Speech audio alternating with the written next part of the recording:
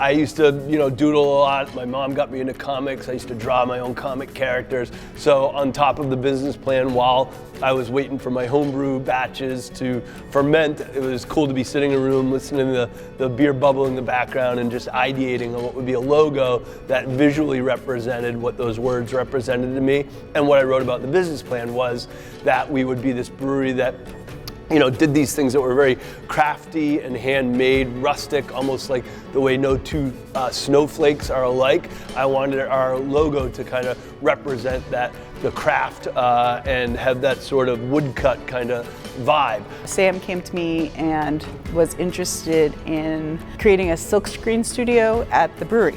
So we designed a little studio right in the belly of the brewery. It was no bigger than a closet. It fit a 4-arm press though, and a light table, and a drying rack. And the idea was that we would make kind of an elevated beer poster. So we were making these hand-printed, limited edition prints that we would then mat. When I say we, I mean me. And then they would get shipped to distributors and bars throughout the country. So we would do at the most 50, sometimes less. The first few prints, we started simple. We just took the iconic shield. So yeah, the original logo was actually green and maroon, and it was an homage to my first job. I sprayed the undercarriages as a 15-year-old boy, and so I owe the color scheme of Dogfish to J.P. Noonan. But I also loved how it, signified a nautical journey as well, with reddish maroon representing port and the green representing starboard. And we just kind of played around with it with different color combinations and different backgrounds and textures. And then from there, we went into some of Sam's ideas of Boombox Guy was a big one. The Paul Bunyan was another one. Kind of artwork that he had already created. I kind of took a page out of awesome gig posters from punk rock bands, from Sonic Youth to the Minutemen to Bad Brains, and how when they'd Xerox off, 100 or 1,000 gig posters, it would get rougher and rougher and more dislocated from the cleanliness of the original screen print. We were inspired by the Andy Warhol's multiple prints of the Marilyn Monroe, the bananas, that sort of thing, that off-centered registration. We also did a series like the Aper Hop. The original Aper Hop was inspired by a vintage Valentine. And for some reason, Sam was really into those for a while.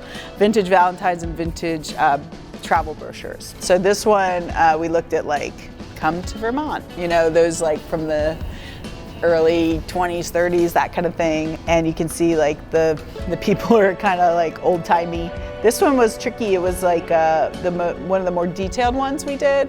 So we started to get a little more detailed with my my drawings, and as I got more comfortable with the process of silk screening, you can see a little more high detail in there. This was the second Chicory Stout one. The first one was the Waitress, which was based on a Hat Show print silk screen. So this was the second Chicory Stout that we made. What do you got? I don't even know what you have here. Oh yeah, the Festina Pesh. I think this one got a little bit of a cult following because somebody thought it looked like female reproduction, and this would be the egg, and they thought they were competing for the peach. It's a peach, not an egg. So that was never the intent. Also based on, I think, a vintage Valentine with a lace effect going. So never intended to be anything about the birds and the bees. So if you thought that was on you. Initially, the artist in residency was just to make these kind of high-end beer posters and make real art while dabbling in advertising, obviously. What was cool about it is that I think it planted a seed, and now it's grown into this really cool yearly kind of highly anticipated artist series that I think is really neat, that they reach out to artists from all over the world, really, to make their labels and their posters for that year's beers, which is cool. And it's neat to think that it all started right here in Milton in a little tiny closet-sized studio right in the middle of the brewery. I've been in bars from Los Angeles to Portland, Maine, where I walk into a bar or restaurant and I'll see one of my prints on the wall in these far-flung places, and I just feel very proud that I was a part of that, and that, you know, that I could have a small little piece of the story of Dogfish after 30 years. Cheers.